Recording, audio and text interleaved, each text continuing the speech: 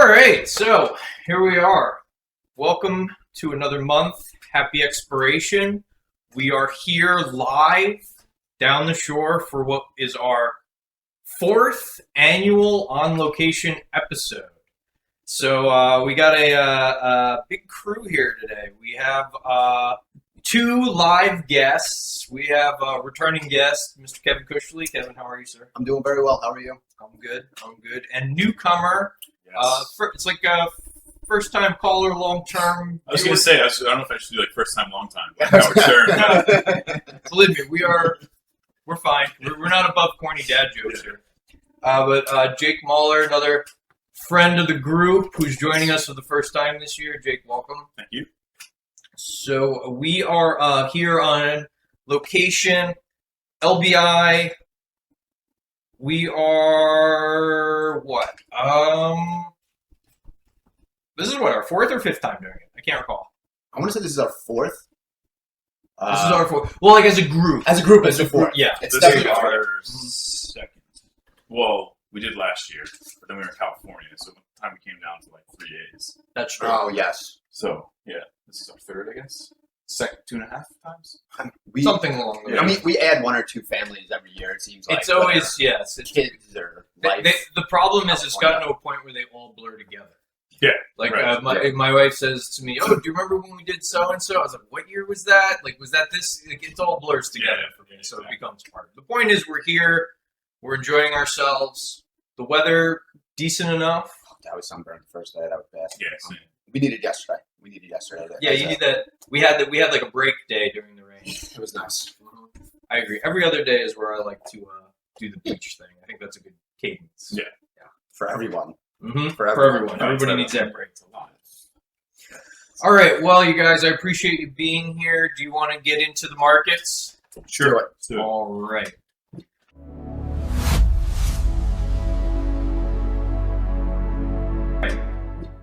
So, normally when we're here, Thomas is normally with us, but he's off doing his thing. I don't know. We like to talk about, what's going on in the stock market, the bond market. The crude oil is a big one right now with all the stuff going on in Iran. But while I'm here in New Jersey, I really like to see like what does the homeland look like and what is it doing. So I always like to see like, oh, is that new business? Is that new? Or, oh, that place is still here. Like you're driving up the highway down to the shore, you're seeing what changed, what stayed the same. Going into New York City, how's that feeling? How's that look? Is it vibrant? Is it falling apart? What's going on? And I'll tell you that 5 years later, so I've been out of New York for 5 years now, which I can't believe I'm saying that. The city keeps moving. New Jersey, they keep moving forward, and little by little, I get to recognize a little less of it. Sure. So, tell me, how are you feeling about, when you wake up in the morning, you drive down the road, are you like, things are looking good, or are you thinking things are like, Actually, somewhat living down by the shore, we have had such a change, and living in Monmouth County, I don't know if you guys heard, we're getting Netflix, we're going to be Hollywood East. So that has just been a complete boom for everyone. Really? With somewhat mixed feelings, like in my area, I'm a town over from it. And most people were like, oh, it's going to be great, there's new businesses, this, that. And then you'd have like a select few people who were like, traffic. They're the ones bitching about traffic? And you're like, yeah, okay, there's going to be traffic, we understand, we're going to have a lot of stuff going on, but like the business boom is going to be completely insane. I'm glad that I bought a house 6 years ago. I have guys that I work with that are younger, and they're like in their mid-30s, and they're like living with their parents because it's unattainable to buy a house. It's wild. Yeah, it's just Complete. It's sad actually because everybody's got good jobs and they're trying to do their thing. It's unattainable at this time. So yeah, the housing prices up here are still the same. That's part of the reason we left. It was just a lot more bang for your buck in other parts of the country. Is that how you're feeling also? Or is that not? May not be something you're thinking about too much. No, I mean, we moved back to New Jersey 2 years ago now. So we we also got killed. I mean, I took a bath on a house in California. Oh, really? And then, we moved back. I think we got a really good deal. We already have equity built into the house, or guys captured that. But coming in now, I got guys that younger people, he said in their 30s that work for me. They can't get into that. So if they're living with their parents or they're renting, they're still in one bedroom in Jersey City or Hoboken and trying to save money. But even that, you're paying $4,500 for one bedroom in Jersey City or Hoboken these days. Then you're talking about the rent. The rent, and then Yeah, you just rent. can't, it seems like they can't catch up. Yeah. So, I mean, it's like our parents, you hear them say, everything, the cost of housing for them, they were paying 50% of the mortgage rate or whatever the rate was, but houses cost $7,000. That's true. So it's not so much property taxes or the interest rates on the mortgage now, but it's still like the actual listing price up here that feels like Well, I think the biggest the mortgage, bill I to think the swallow. interest rates are, that hurts, right? Yeah. Like I'm in the 60s because I came back 2 years ago. Sure, When I moved yeah. out to California, we bought a house out there. We were in the 4s. My brother bought a house probably what you did. He's in Scotch Plains. Yeah. He's in the high 2s. So it's like, That's fantastic. yeah, I mean, it's great from his pocket, but he's never leaving. Sure. Well, that's It's where like, we are. you're kind of stuck where you're at. Yeah, and he has a great house. Don't get me wrong, but he's they're never leaving that house because it's Well, that's where I am. I'm in a flat 3. yeah, And it's right. great because I'm never leaving. Yep. But also that works with my lifestyle right now. Like I am in the phase of life, as kind of we all are. It's very unlikely that you're just going to up and move in the next 5 years where you have young kids. Yeah, right. So it's not really a big concern for me either way. But it is nice to have in my back pocket. Yeah, Nice to get mortgage grid. So you think that like with the Netflix place coming in, it's going to be a boom overall? Oh, 100%. Yeah. I think the amount of people, they're closing. I mean, I feel like it's going to devastate the area. And I believe it was Atlanta where Netflix was. And just the amount of construction that they're doing in the area, breweries, restaurants. All that extra stuff that comes It's on like, that. but like, I don't know, maybe I never thought about it. Just the boom that's going into this one thing. And then there was a huge tax abatement for that. I believe it's like 30 years. Mhm.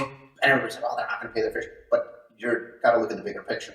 Sure. I mean, I'm looking at the guy who's going to be coming in and making the bagels and doing the small things. So you're bringing all that growth in on top of, hopefully, that'll bring the taxes somewhere else. Taxes are not cheap by any mean, and it's a lot, but it'll still help later on, I believe. The tax abatement thing you said is interesting because I understand what you're driving at, that they gave him a big break to come to the location Yes. in New Jersey over anywhere else. But you see that with sports stadiums all the time. They try to have people compete to the lowest possible like rent rate Yes. or tax rate so that they move there. A lot of times that doesn't necessarily pay off. Like if you look back like historically at various stadiums that have come in, sometimes that backfires for the particular municipality. So I mean, I am not a big believer that that's like the greatest thing in the world to do, but I hope it works. The area where it was just nothing. It was just open land that was just not being utilized for anything. So hopefully this is something that comes in and kind of changes everything. Mhm. But also like a sports stadium, for as awesome as it is, do you really want that in your backyard? And then you have at 10 o'clock, 11 o'clock, 12 o'clock, you got some sort of concert going on. Right. I mean, we grew up near Raceway Park. Yeah. I don't know if you were able to hear that from your house, and that was awesome to hear the funny cars at 8 o'clock, 9 o'clock at night. Well, I worked at PNC Bank Arts Center, which is a similar amphitheater back in college in the summers. And yeah, there's always the noise ordinance and things. So you take the good with the bad Right. when it comes to some sort of new economic engine. My point is, with the Netflix, that's a 24-hour process. Oh, that's And you're kind of like, you're doing your thing for 24 hours. Those businesses stay open a little later, get a little more money. That is true. With a sports stadium, it's just, you're kind of limited to concerts and sports. Well, what's the expectation from the town? Is it Monmouth Junction? Oceanport, Eatontown. Yeah. So, but what is their?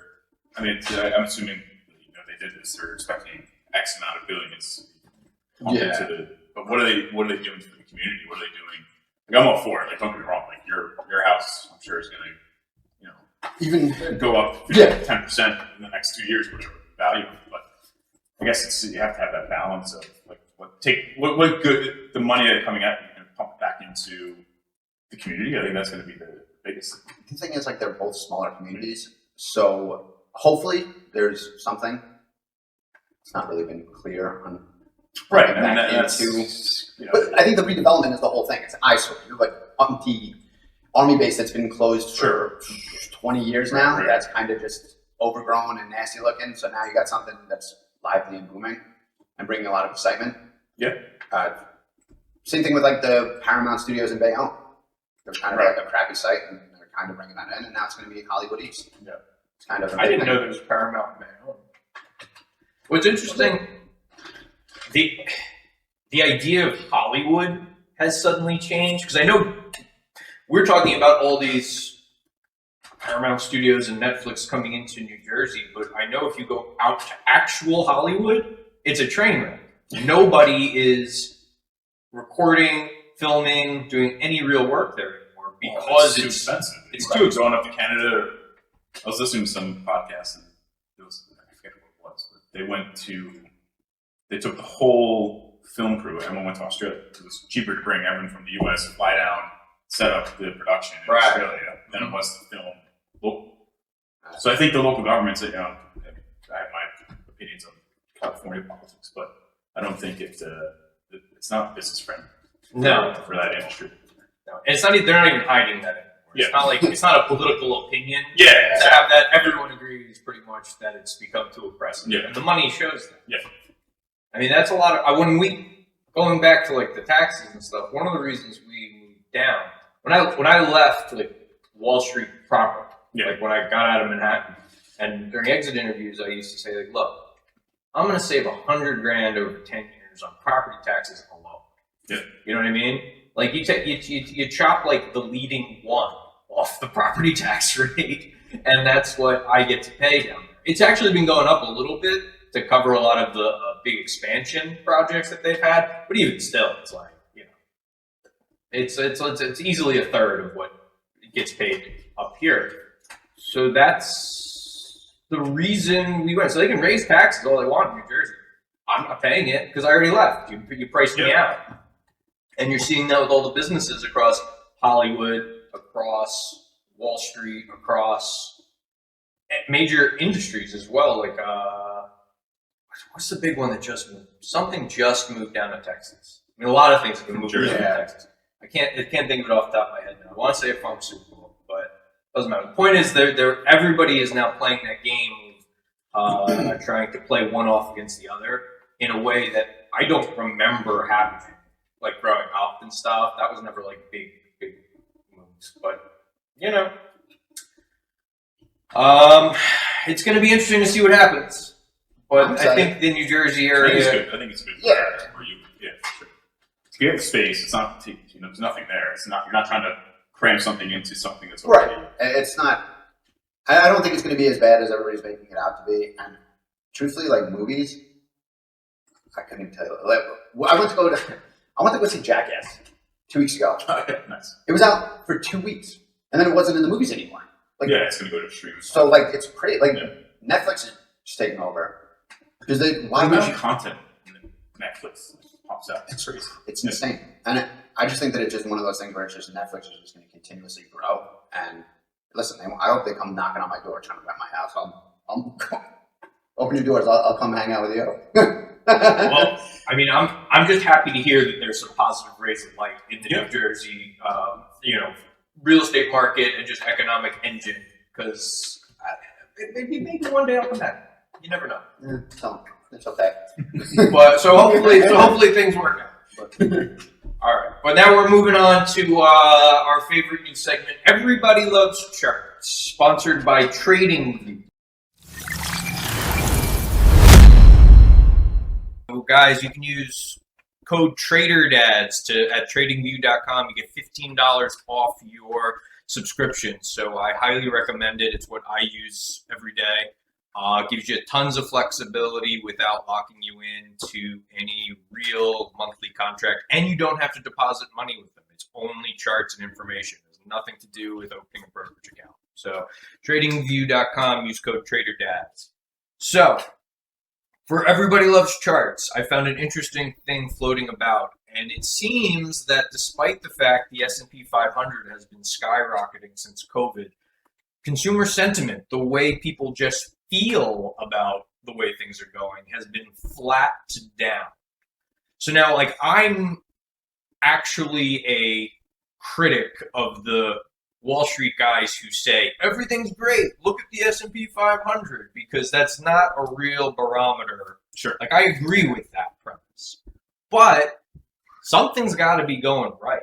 So, like, how do you guys, as not Wall Street types, feel about? Do you wake up every day thinking like, oh shit, this is gonna, like, I have a lot of problems, like, I have to figure out, or are you like, nah, things are going pretty good, you know?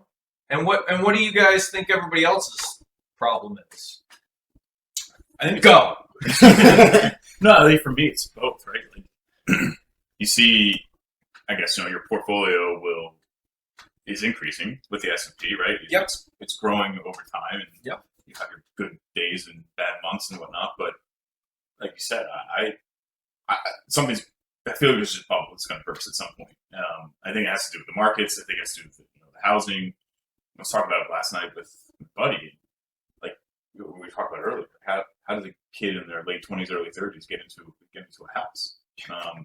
It just doesn't seem like it matches up. Even though the market's doing really well, it doesn't. Something seems like it's got to give at some point. So, like, it's crazy. I don't know. Like, you talk about recessions, or everyone's like throwing that out there and stuff. But so that's a good point. The stock market is not the real estate market. Yeah. So we were just saying that real estate taxes, interest rates, buying a home is really the biggest problem. So it's a good call. There aren't home prices built into the S&P 500, so it's totally missing something. Yeah. What do you like, I'm just going like the supermarket, or you're going to buy goods, and you're like, right? Why is like a T-shirt like $40? That's and another you're thing. like, that's kind of crazy. And then I don't know, like, it's just everyday stuff. Like, just seems to be going up and up. Mm-hmm. And you're like, cool, my paycheck is getting bigger, but it seems to be not stretched as far. Right. Because you're like spending $7 on a carton of eggs, and you're like, that's kind of crazy. Well, we were at the amusement park the other night, and oh my god, it was what, $5.50 to throw 3 wiffle balls into a bucket.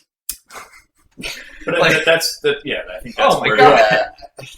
Everything has just gone up. And I mean, it's good to see people getting higher wages and stuff, but it's just like, wow. You go out for dinner with a family of 4, you're not even drinking, you're dropping $100 easy.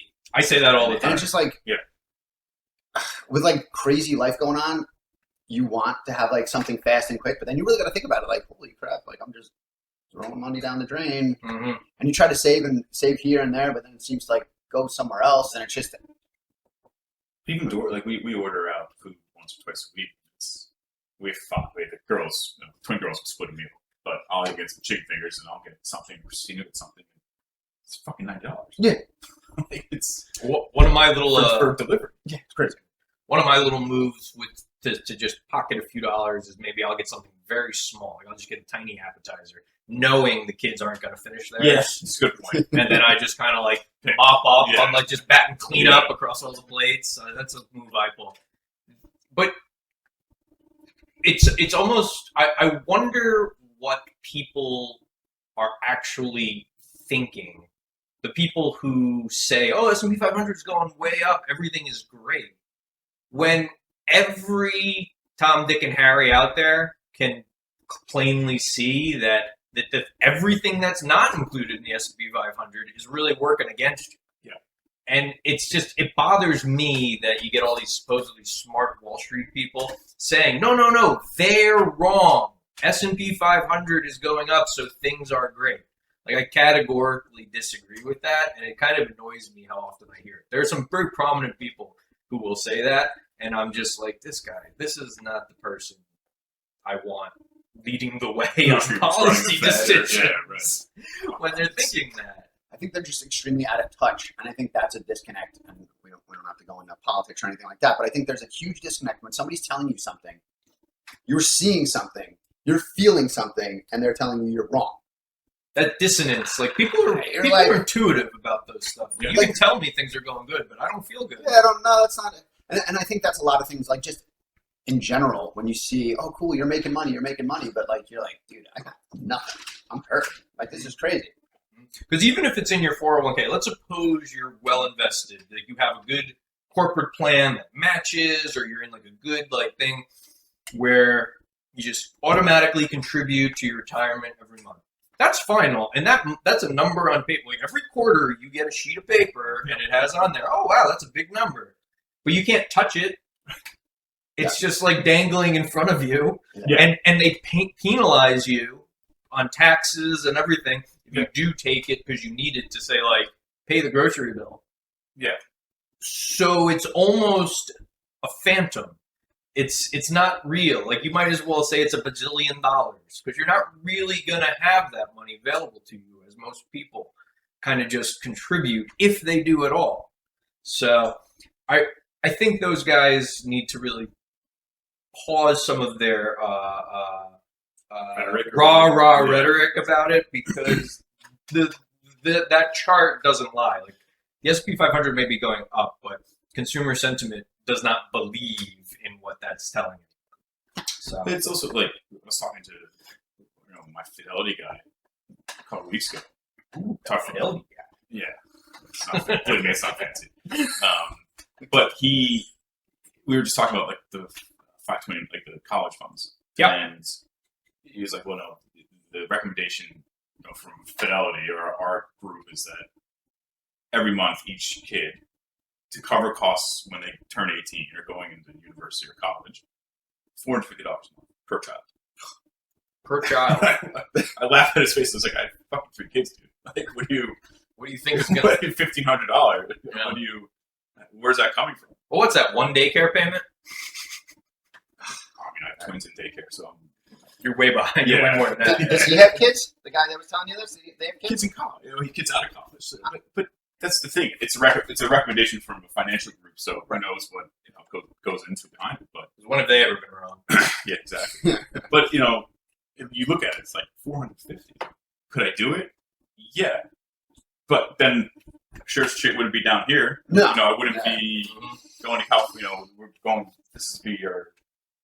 Couldn't afford to go to visit my parents in South Carolina. Fly down there, flying 5 people. That's not cheap. So that's why we drive. Yeah. No, exactly. I'm not doing that. So it's the balance of like, I think you get scared into or to save and to put money aside, for what at the end of the day. So there's that balance of like live your life. Like, right. I'm not saying anyone should live paycheck to paycheck. If you can help it, but I think there's that balance of figuring out the right fit, because I don't know. I feel like these guys just try to scare you. I mean, you can pump more money into their organizations. It's better for them.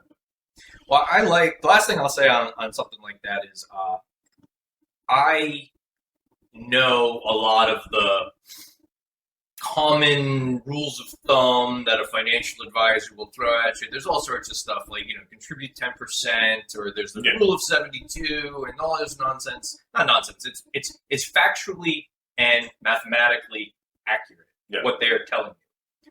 But I can recall back in the day when I was a broke grad student and I had an accounting buddy.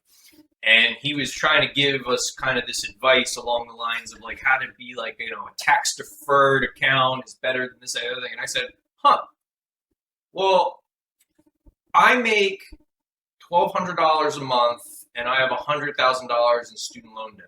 So how do I become a millionaire? Like, it's just not going to happen, pal. Like, no matter how, it's rearranging the chairs in the Titanic in the most, like, literal financial way. Right. It's just some people that's totally not in the cards for them. Like, you can make these wonderful Excel sheets explaining how one could retire with millions of dollars, but then it all goes out the window because, the water main busts in the basement and life. Suddenly, just life. Exactly. And for our furnace is, we're in the middle of summer, but we're staring at $15,000 payment once we start to get cold again. So it's like I had that 2 years ago. Yeah. We went to go turn on the air conditioning unit. Done. It didn't. That was cool. Mm-hmm. Yep. It's just life, man. It's just like it's. I agree. You gotta laugh at it. Roll with it. you could have got window units. We do. Tell Stacy, just put a fucking window here. I'm sure she would have been fine Yeah, with should that. have told it. She would not have been. I've had that argument. How would Stacy? But that's a good transition. We're talking about the houses and stuff, but let's move into the next section: education. Yes.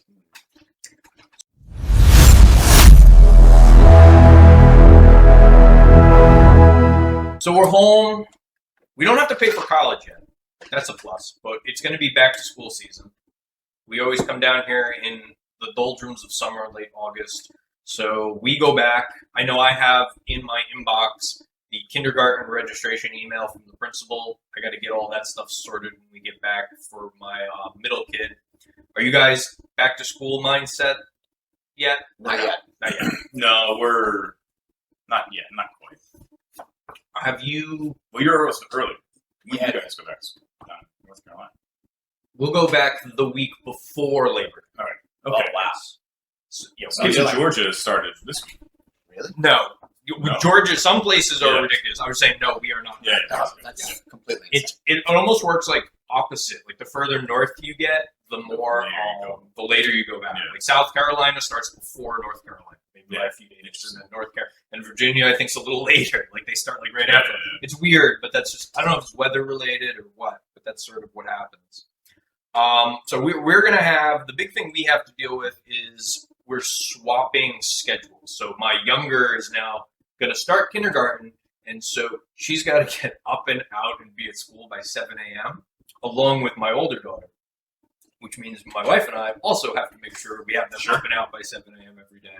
So we are going to have to figure out how that new routine is going to fare because none of them like getting up early, but they're gonna. I don't care if I have to drag their asses out. They're gonna get up and they're gonna get going. So, what are your schedules like in the morning come school time? Do you have like a set routine, or do you know what you're doing, or is it chaos every morning?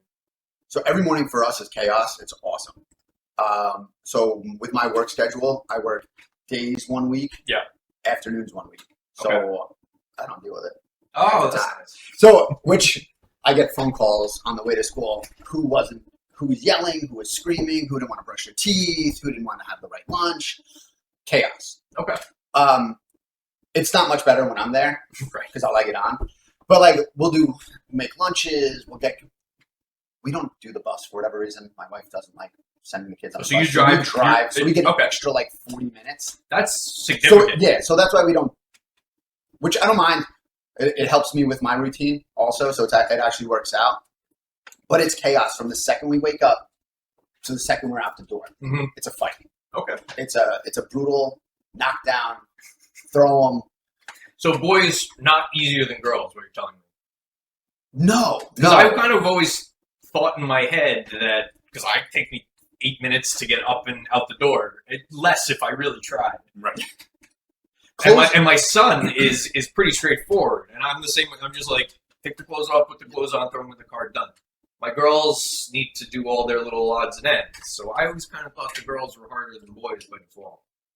We haven't gotten there. I mean, the twins are 2.5, right? So I'll find that out. I think we're opposite. You. I have two girls, and then the young one is the you're boy. at the end of it. We're like you're right. Ollie's easy. Like, he'll wake up. My kids don't sleep like they're all. So Mhm. Ollie's up. He's up 5:45 today. Oh wow! Just ready to go. So he'll get up. He'll get dressed. What does he do all morning while everybody else is asleep? He's watches TV or the thing is, no one else is asleep. Mm, So the girls wake up shortly thereafter. Not Sure. before. So, that's the problem. but his bus, he will. Again, it's who knows what's going to happen this year, but his bus comes at 7:15, so he is out the door, and it picks up right in front of the house. So that's perfect. The problem is between when he wakes up and then it's okay. Did you get your water bottle right? Did you pack your snacks? Did you put your socks on? And of course, it's 10 minutes before the bus comes, and then that's when the screaming happens because it's the third time we now asked him to put his socks on, Sure. and his shoes on, and it's just zonked out. It just doesn't listen. I think that's the age. I hope it's the age. Oh, Otherwise, we're going to be in for a long road. But Madison's the same way, Yeah. so it's not. I think that it's the age because I'm seeing. I always feel a little bad for my oldest, and I'm the oldest as well. Yeah. They're like the experimental child. You kind of have to learn the ropes of what the hell to do. I am now seeing the echoes of what my 9-year-old was doing at 5 from my 5-year-old. Right. You know what I'm saying? Like, my 5-year-old now is showing the same sort of annoying habits or not listening type of moments that I remembered my 9-year-old had been doing at that age. So it gives me, like, heart that maybe it is just the age when they're a pain in the ass. Yeah. But the other side of that is that once they get to be 9 years old, they show their own problems. And now I have to learn to do that. But I'm taking notes. So now I can, like, I have a crib sheet of what when my 5-year-old gets to be 9, I'll know how to handle it. Yeah. Hopefully. And then there's the boy who I don't know, the boy I'll throw in the lake. I don't care. He'll survive.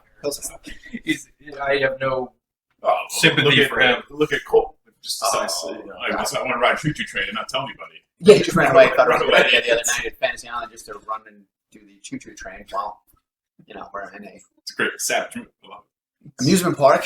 Luckily, Katie, with her keen eyes, was able to see him pulling on the bell. But also, how does the guy just? No one says anything. There's just a random 5. How's it? 4, 5, He's 5. sitting in line by himself, with no parent around. Yeah, I mean, that's cool. It's, I'm sure they get so many freaking kids flowing through that they stop giving a crap Yeah. after week 2. I mean, you really want to trust that hungover 19-year-old Yeah, kid yeah, from like like stoned out of his mind.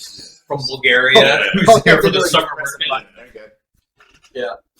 We so sticking with back to school, we're also getting ready for the new routine after school. Not just before, Yeah. but after. So now we've had the kids in 9 to 5 daycare, but now it's going to shift, and we'll have 2 of the 3 home by 2:30 in the afternoon. But I still have stuff to do. We work all day. Granted, we work from home, so it's fairly reasonable to manage, but we still have to manage it. So we're getting ready. We're giving fair warning that there's going to be some new rules put in place because the both of them will be there, and we have to maintain that discipline. So now, what time do your kids get home from school? Do they have like a routine, a discipline that they have to follow to get through the day? No, I mean, Ollie would get off the bus at 3. And he we're lucky in the neighborhood that we live in. It's somewhat old school. So like he has a couple friends on the block and we'll allow him to go knock on his friend's door and say, Okay. Hey, do you want to hang out? He has a little it's called a gizmo watch. We have the Gizmo watch. Yeah. So like he'll text us and say, Hey, I'm at the That's park or I'm at Owen's house or whatever. And we're cool with that. And other parents are cool with it. So When you say the park, is there like a park that's right or like around the it's corner? it's on the corner. Like you could like almost see it from your house. It's not like he's walking 15 minutes to. I got you. I got you. You could see it. If I poke my head out the door, I can see the park. So I think we're lucky in that aspect. But we have no real routine per se, or if it's raining, he comes home. The expectation is that he's downstairs. It's quiet. Minding his business, Yeah, doing his stuff. Does yeah. he have homework and stuff yet? We're in his school district. I don't know how you guys. All these homework comes in like week packets, so inherently he'll wait till either Friday morning or Thursday night. So Sure. I got homework to do. Yeah. Dude. So it's your problem. We have no homework. We had no It's homework last crazy. year. It was the craziest thing. It's They had like a reading folder. They were expected to read a book every night. but I had to sign off on. Yeah, we signed off on it. I mean, it's he would read books, but like not like one a night. But I feel like our routine is very interesting because Maddox would come home, we'd pick him up 3 o'clock. Cole, could leave till like 4:30, 5 o'clock for daycare. Now that he's not in daycare anymore, 3:30 he'll be home, I guess, and we'll have 2. And then Maddox now has baseball. Always got soccer. And it's just like 3 days a week, 5 plus- days a week. It's yeah. crazy. Plus 2 days on the weekends. Yep. That in itself is a whole other. I A mean, whole other episode on the Yeah, economics sports. of sports. Oh, How the much mayhem. sports and the it is. mayhem and Yeah. the fun of youth sports. It's the expectations. It's like a second job, and it's like the expectations are just completely insane. School is like a back door kind of thing. Yeah, so like I don't know when he has baseball practice, but Ollie has soccer that starts at 5. Like his section for his age group and his team, it's from 5 to 7, 3 days a week. So somebody When has to get in there. I don't live at the soccer field. Sure. So that means that, Christine's at work or she's 3 days. Teleportation hasn't been When I'm invented not, yet. I travel incessantly. So when I'm not traveling, the expectation is that at 4:15 I stop what I'm doing, load up the car if we're doing a carpool with other kids on this team from the town, and then drop them off at 5. So that my day doesn't end at 4:15. So It's just starting. Yeah, so it's I don't run a soccer team or a club or anything, so I can't speak to it. But I think the expectations are just crazy. You mean as the coach? Well, yes, And and as the the owner of the club that says, "Hey, at 5:00, or and if your kid doesn't show up, there's risk that they won't start or they're late or they're Is it travel? Yeah. So with travel baseball, it's very interesting. I never played baseball, so I don't really know a lot about it behind the scenes. But it's very interesting with the amount of practice and training and coaches and side things, and like tournaments. It's fun. It's cool. It's really. Fucking Houston. We went to Houston earlier in the year. We were 8-year-olds asked to going to play. Houston. I'm just like, Houston. I wouldn't even entertain the idea.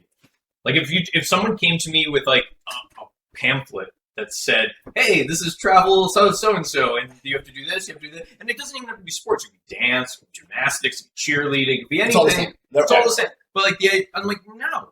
So it was an amazing experience. It was a dude's trip. Me and Maddox went down. We went with a bunch of other families that we've played with before. Unfortunately, I don't know if it's the same in soccer, but they do sell a pipe dream. It was very interesting to go down because there was not a lot of preparation. So like this was like a guest spot. So we went down and spent a lot of money to get down there to not have the best product on the field. Yeah, that's frustrating. And again, That's again, they're 8 years old. So I'm trying to, and I'm not one of those parents that's like getting on the field and yelling at umps. And No. I don't do that.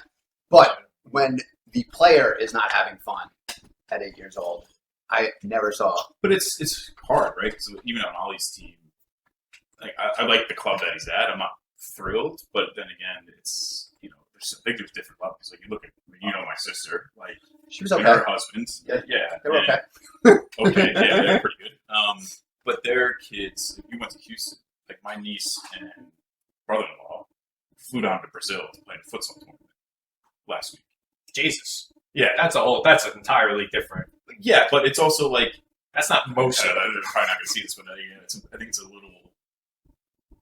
For me to spend that type of money for a 10-year-old to go to a tournament in Brazil, it bewilders me. I can't fathom a place where I would say, yeah, let's do that. But again, I think it's your own. That's their life. Yeah. So it's very different. Yeah, people can do whatever they want. Yeah, Don't get me wrong, but it's just that's not something for me. Going down to 10-year-old soccer team going down to Brazil to play. That sounds like the beginning of like a horror story where like the plane goes down and they in the mountains and then So they end up like eating each other. Chilean or Argentinian rugby Right. team. Yeah. That's a rough one. I'm very sensitive to what sort of time commitments I make on any of the sports stuff. Yeah. Any of the activities. Like I'm willing to do, and to be blunt, it's like my kids are not that. They are not going to be playing in any sort of professional league in the near future. Except the boy. I massage his hamstrings every night. 2042 NFL draft. He's going to be kicking field goals. That's my retirement plan. Going back to the first part, I'm just gonna live in his basement. But they're not gonna be winning any awards and scholarships anytime soon. It's not an investment; it's an expense. I think that's what I'm driving. Sure, but I think to Cush's point, like there's that you sell those dreams of these kids at some point. Like Ollie's enamored with stuff. He loves everything soccer related. Oh, okay. The World Cup was here. He was, Well, that's good. and he's constantly saying, "I'm going to be the next. When I'm 18, I'm going to be in Barcelona and playing in, La Mesa. I'm going to be the next Messi when I'm a professional soccer player." Shit, it's no Messi. He's not going to end up in. I can tell you one thing: he's not going to end up in Barcelona. You're happy if he plays in, high school, but that's the thing. Is like you put all this we pay $2,500 a year for Oliver's soccer team. Wow. It's a lot of money. Yeah. And the product you get on the field, like he'll go out and lose 7-2 to some team from Newark, and it's like, fuck. With that though, like Those kids don't even have shoes. but it's crazy, like with something like that, because like they just go like, oh well, you just need this trainer and you'll get a little better. I don't know if it's like that in soccer where you need like speed and agility. If Well, if if you want football's a to little play better. in the winter, indoor tournament or season, it's an extra $350. And then, Sure. like, hey, Oliver looks like he's getting a little bit better. We have this other side training program that it's an extra, it's $1,000 a season. Of course, No all fucking- the upsells. No fucking way. Well, even before like we were coming down, Stacy got an email saying that Maddox was invited to a tryout in East Bumblefuck, PA, for the chance to try out for a national team. So it's How $300 much did you have to- yeah, exactly. to go Yeah, and do yeah. like a 60-yard sprint, hitting and fielding. And they're like, all right, see you later. There's $300. Like, dude, that's where like the Ponzi thing comes into Oh, play. yeah. Where like you're Yeah. funding some kid who's like really, really good but can't afford it, and it's so unattainable for some people. And I like going back to like it's not like it should be fun. And rec sports, does Ali play like rec soccer like for the town? No. Okay. He's- So That's We have no- beneath, we have that's no- beneath him. well, no, it's We have super no messed time. up. Well, that like That's a big. so like for Little League, you have like everybody who can't like who doesn't have the time and effort to do travel, and like you see such a significant difference, and it's so messed up because it's like it's supposed to be fun, and it's not. When we grew up, like I played soccer, and you went through. There was a pretty, succinct, like a system. You had rec. If you're good enough, you played on a travel team. There was like an A team and a B team, and that was it. You played for your town. There's no town travel team. There's very few. It's Right. all become commercialized at the club. So you have to pay the $2,500 to play for the club per year, and then you have to do the winter tournament. So if you don't do the winter tournament, you get left out. And then, so I think that's what's wrong. I mean, not to go into a whole tirade on U.S. soccer, but like I think it's just that's what's wrong with it. It's not becoming fun, No, and that's it lost. and it's not face. open to everybody. It's not No. open to kids like you said who can't afford to. $2,500 is a lot of money. And But that is there are rec teams. They can play rec soccer. it's getting few and far between. Yeah, Really? yeah, but really- it's also it caps out at do you want your kid to be so left behind? Like, I don't know. Even at 8 years old, there's a significant difference in play. Maddox is doing things now that I was doing in high school. Really? It is what? What kind of things? Steroids. It's just crazy. Like right now, we're doing a summer camp. Yeah. It's 4 days a week. It's 3 trainings and a Zoom call. What So do they talk about on? but it's actually really cool because they talk about like mental mindset, and it's actually something that like it's almost like a sports psychology type deal, and it's wild that like we were never taught like you just go there, have fun, do your thing, try to pick up chicks, and that was what it was. Here, it's a business. You want to try to make a team. You want to have the right winning mindset. You want to like there's like certain things like they hit on, and it's kind of crazy. It's interesting you call it a business, which does really, I think, change the dynamic of what you're aiming for. Dude, when you walk in these places, it's a business. It's not, they don't hide it though. Like I don't know, Yeah. it's not hidden. And to get better, you have to be part of these and it's like elite this and superior. And, like every name is like hardcore. Like you want to run through a wall. But it's amazing to see like even just down to the lower level, we actually deal with like an amazing group of people for training purposes. And there's 3 guys who were professional ball players. And the patience, the fun, the great atmosphere, it's actually like really like enjoyable because it No, that's like good. it seems then it's worth. Yeah, then for sure that makes sense. Maddox is having fun. You guys are happy with it. and that's the product. It's and obviously the price of doing business. Correct. You guys, right? correct. And like it just seems to be like there's certain times where like other times there was like we'd go to like certain camps or like do something and it's just like this isn't fun. It's a money grab. Yeah. And they're going through the motions. This, it's like, it actually seems like it's worth it and we enjoy it. It's a family atmosphere. And that seems to be like also with like, I don't know how it is with soccer, but baseball seems to be a little more cutthroat. Like if there was a tryout for a team and like baseball feels like it has a legacy. Even when we were kids, there were kids who were getting like the $200 bats and like the camps and stuff. I feel like baseball's had a legacy of being really like a business effort and getting onto those elite teams. Oh, the baseball drip is a real life thing.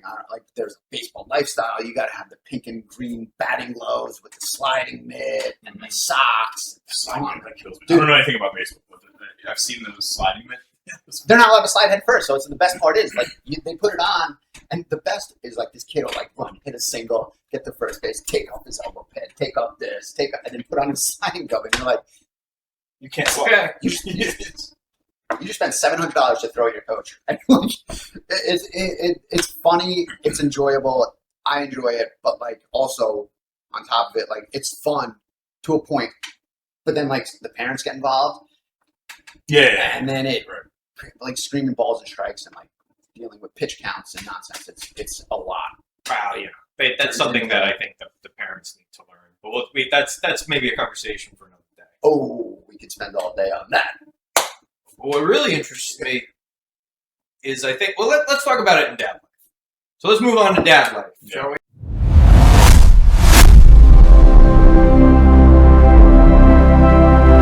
Let's do that. You know, we got to run our kids to all these practices and stuff, and sometimes I don't think none of you are actually coaches, right? No. But I know it could be in my future. So like I'm now at a point where I have to try to stay in shape myself just to be able to like do the activities. You know what I mean? Like I gotta. Sure. If I'm gonna be coaching little league, I'm gonna be like, that's a couple of years from now. Let's say I'm 44 years old and now I gotta run my ass out and like run the bases and throw 100 pitches at like 6-year-old, over the plate towards 6-year-olds. I'm starting to be much more cognizant of like taking care of myself. Sure. Far more than I was at 25, and certainly more than at 17. So like I'm doing much more focused thought behind staying healthy and staying like limber. You know what I mean? Because all that crap, like I know it's coming. Like I'm gonna end up being a little league coach and shit like that. So like we're all coming up on 40. Like how have you been handling that physically? You doing okay? You're finding yourself needing to get yourselves a little bit more proactive physically now? I'm probably the worst person because I play soccer twice a week. That's my exercise. I need to do more. I should do more. You've already made me sound like a loser. Yeah, but it's like, and this is the thing. Like I'll play soccer like on a Sunday in the league. It's an actual 11v11 game. And I'll feel like I got hit by a truck until Tuesday.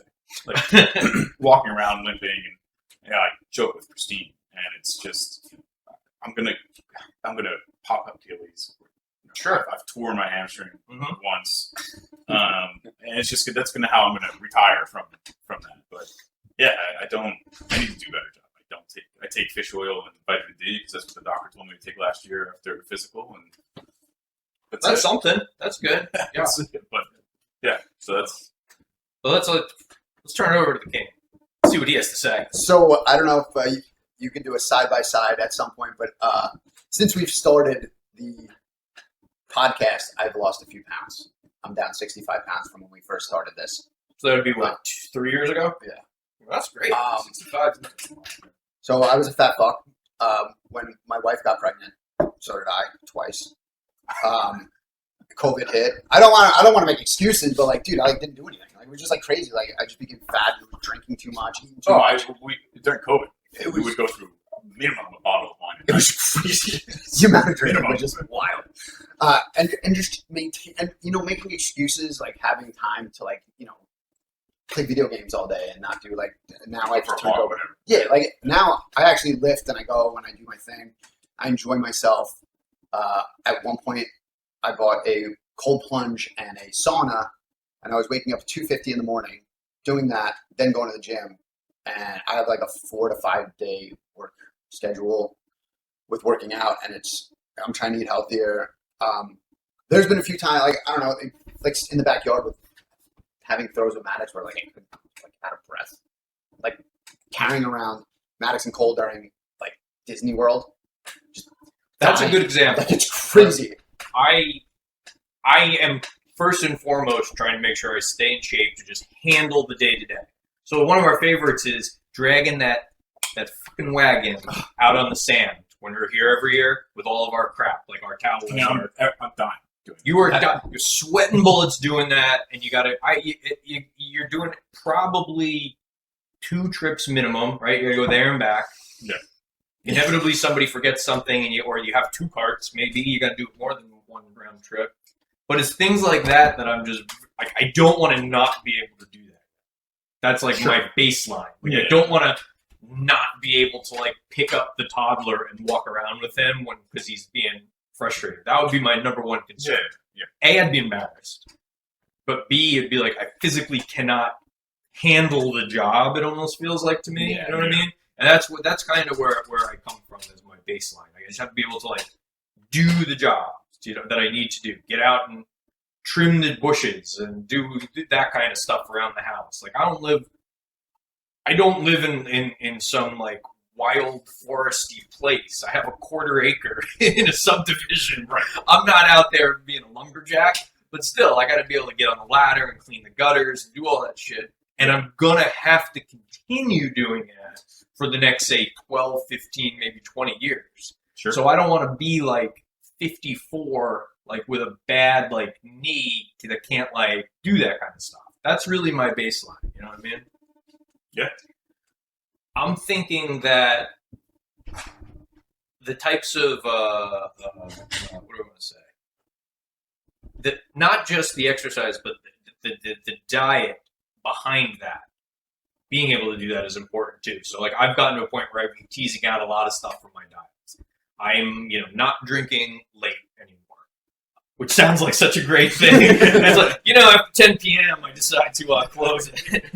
It is a Tuesday and I have 3 kids in the morning, but like things like that, like I'm teasing alcohol out slowly, like just because I just need to be able to get up the next day. I can't drink. You can't. Oh my god, I feel like I get beaten dog shit out of the next day. Yeah, like morning routine is just like yogurt and something reasonably healthy. Supplements I'm doing vitamin D, K2, and then like a few other smatterings of things that I'm like, they might work, they might not, they don't hurt, so I'll keep on them, whatever. The overall way I've been able to do it though is like you saying you're waking up at 2:50. I'm not gonna. I was. I'm not gonna do it. So what was it? Like listen to like some fucking Huberman podcast, and it was like, you need to buy a cold plunge. Sure. Yeah, exactly. But it was like, I've done cold plunges, and I've done like I love how you feel afterwards. Oh my god, I feel amazing. I don't know. Does it actually have any effect? Like you feel good, but dude, does it? For recovery purposes, have you ever done them like the day after? No, you have a soccer game. Oh no, Dude, I don't have a cold plunge, personal cold. If you do that, like my gym has it too. That's too my own order. But like, if I wanted to go in and do it, like it's not me shit for having a fidelity guy. You go my gym, my cold plunge, my sauna. You know what? But I've taken my health serious. Yeah. And I would rather stress in that. I don't dip anymore. I very rarely drink. I've taken it seriously because I feel like it's helped my life out completely. I know that sounds super ridiculous, but like I feel like mentally my health is so much better. My day to day, it's just like when I started with a cold plunge, it feels like I'm intravenously shooting espresso into my body, where I'm just like, dude, I'm good for like 4 minutes, and it's also a W. It's a small win. Yeah. Your inner bitch is shut down because I just did that for 4 minutes, and now I'm good for the rest of the day. It's brutal. Yeah. It was unenjoyable, but I did it. Yeah. And I don't know how it is for everybody else, but sometimes you need just a little win in your life every day, because sometimes you start and you look at your schedule and you're like, oh, this is gonna suck. But like, it's just, I think the way we get older, we gotta help mental health, physical health, just be there. I don't know if I had an epiphany, but I just feel like I have to be better. Just be better. Yeah. And be better. Fair enough. No, but like, you're also a huge reflection on your kids. Mm-hmm. You want to be a fat ass and eat and be lazy and be disastrous and lead a shitty lifestyle. Mm-hmm. Dude, it's cool. That's you. Mm-hmm. But think about it. You also don't get the respect. You just mentally, you're just like, you feel like shit. Sure. You look like shit. It's just like everything changes and it's different. It's just different. I will admit, and it's sexist, but who cares? I took a turn toward the physical when my son was born. Because for about 7 years, I had daughters, and I really focused on like the kind of the emotional side of it. Yeah. Because that's more what they were focused with in their view. Like my daughters don't jump on me and try to wrestle and do all that stuff. So that just wasn't the day to day. But then my son was born, especially once he kind of became like about 18 months or so, he liked to start, he'd run up and just grab me and he'd want to wrestle, or he jumps on my shoulders and stuff. And he does that a lot more and he likes it a lot more, which is common. But then that was like the quote unquote epiphany where it was like, oh, I have to start like, I have to make sure I don't like, lose like that limber, like, and the strength and coordination, because it's going to come back around now. Or now I have to start thinking about that end of things. Yeah. So that was sort of a factor for me. You were saying that you get up at 2:50 in the morning to do that. Then I know you don't mind me do it now, but like one of the problems I still have is figuring out when to sneak that stuff in. You know what I mean? So like what I do in a lot of ways is it's called like I optimize for an average Tuesday. That's kind of like the idea of it. So like you're trying to like structure your day-to-day routine in a way where it's not this epic campaign. Like that's why New Year's resolutions always fail, right? You're like, I'm going to do a thing. Yeah. And then by 6 weeks later, you can't maintain that. So for example, like my wife makes fun of me. I have the same healthy breakfast every day. And I don't even think about it. It's just refill the same thing. And that's good. I wear the weighted pound vest thing when I walk the dog.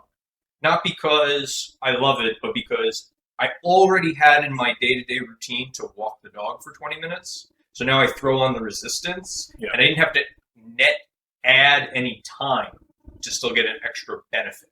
You know what I'm saying? Sure.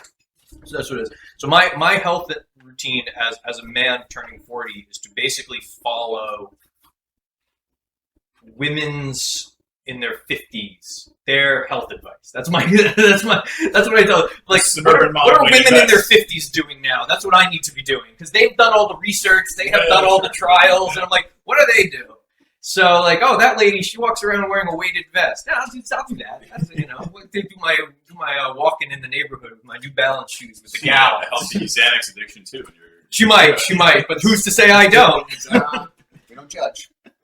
I wish I had saved it, but that's been in my head lately because I saw an article and it like got me. It squarely got me, and it said that there's a problem on Instagram with AI ads for people taking certain supplements. I'm like, oh, this is no big deal. You see, I get hit with like every peptide under the sun as an Instagram ad because they're targeting me.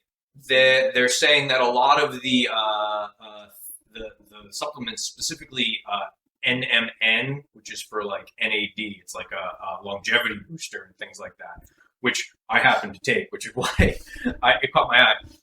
They're saying that all of it is AI, all the avatars and actors are now AI, so they're giving a false sense of success when you see like this AI super fit person. But the thing is, the articles that they were talking about were women aged 57. I was like, so I've been following the women in their 50s motif of exercising this whole time, and I didn't even know it. But it seems to be working. So but I guess my point is, I've been optimizing for an average Tuesday across everything, because that's the only way it's going to get done. Like I can't like get up and suddenly start changing my routine drastically, because it's going to impact 4 other people in my house. That's the big thing. Like I have to work around them. So like you said, you play soccer. Do you carved out that time for yourself? I wouldn't say carved it out. Well, Sunday mornings, yes. Like I think that's because if we have a game that's 30 minutes away, then it's a 2 hour, probably 3.5, 4 hour commitment. Sure. So, but like Wednesday nights it's 8 to 10, so the kids are, if not sleeping, on their way to bed. So that doesn't really affect anybody. But that's like our. So like Christine will have she go to the gym a couple times a week or once a week. So like that's kind of how we split the. You each get your own time. Yeah. That works. Yeah. That works. We're working that out as well. What was I going to say? The big time piece for me is still that I have the toddler. Yeah. So I have we can't like his routine is still a little erratic, so I can't build routine quite the way I'd want to. Sure. I'm very optimistic. I see people that their youngest is, say, like in kindergarten now, and they can get a little bit more autonomy. And I tell you, it looks amazing. It is the light at the end of my tunnel, where I can suddenly start to get that going. So hopefully it works out for all of us. Just with the piggyback off that, your Yeah. 24 hours is the same as mine. It just depends on how you want to play. I sacrifice a little more in my day, so I could always try to be there for everything. It's just that, I don't know who said that, but that was one of those things that 24 hours is 24 hours. How do we want to split it up? Yeah. Sleep when you die. Oh, I get it. You're just better than me. Listen, the weight's still alive, brother. They don't lie. That sounds a little bit fucking dicky. But it's like one of those things, I don't have time for myself, so I made time for myself. No, that's a That- smart that move. was I like- totally agree. I get it. That is one of those things that I try to do, and I have a podcast. there you go. My hobby is going to the gym. I kind of cut everything else out, and I'm obsessed and addicted. It's weird. Well, that's it. Yeah. So it's like men who claim they like to mow the lawn. It's really they just like 45 minutes by themselves. Right? Yeah. That's like peace I time. love it. That's why I say I love mowing the lawn. But yeah, It's really you just like it's a necessity that has to happen, and I refuse to pay $40 a week for some guy to cut my little piece of front yard and back of it. But I also get you get 45 minutes to yourself. hour and a half away in the morning on Saturday. Earbuds, Leave me alone, maybe I a gotta- beer. Yeah. Well, guys, I think we're coming up on the end. I want to thank you for being here this month. So this is going to drop expiration for it's August 21st. This is going live for everybody. We've been filming it a little earlier down the shore.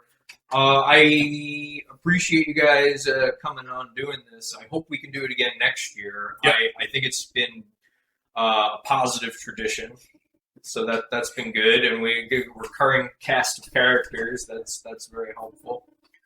So this is going to drop, as I said, August 21st. And remember that there is the Substack that drops every Tuesday under Trader Dads. We're on Instagram. We're on X. We're on YouTube. Look for clips of all the segments for this. And then the big thing is we have the store. The store is a big one. You can check it out. We got some good merchandise there. And as a reminder, $1 from every purchase goes to St. Jude's Children's Hospitals and the Cantor Fitzgerald Relief Fund, so that, yes, it gives me license then to make all the 9/11 jokes I want. That's what this is. So next month we're going to be back virtual with Thomas, and it is September, and it is actually going to be the 25th anniversary of 9/11 next month. So I have some very pointed stuff scheduled on the Substack to kind of look back on some of what that was from the financial services aspect. What did 25 years ago, what happened? So you're going to see how the mechanics of the market worked because of 9/11 shocks, and then some more personalized stuff coming on sort of the dad life side. So I think we're going to look forward to some of that happy stuff for the 25th anniversary of 9/11. I think we're going to pay a little tribute to that. So that should be good. Guys, do you have anything else you want to say before we sign off, or you think you're good? Follow me on Trader Dad Bod 1. I'm just kidding. No, You know what? If I could make money selling pictures of my feet, I would. Yeah, no, it's something. Yeah, It's something we seriously consider. My wife, she's less than short of 5 foot 6. There's There's definitely something for everyone. So there's she's a tiny niche, feet. I'm sure. Probably people She's you working want for to something. Just so we're clear, do you want me to cut that part out? No, not at all. All right. Well, all right. Thanks, everybody. We'll Thanks be for back having next us. month. All right.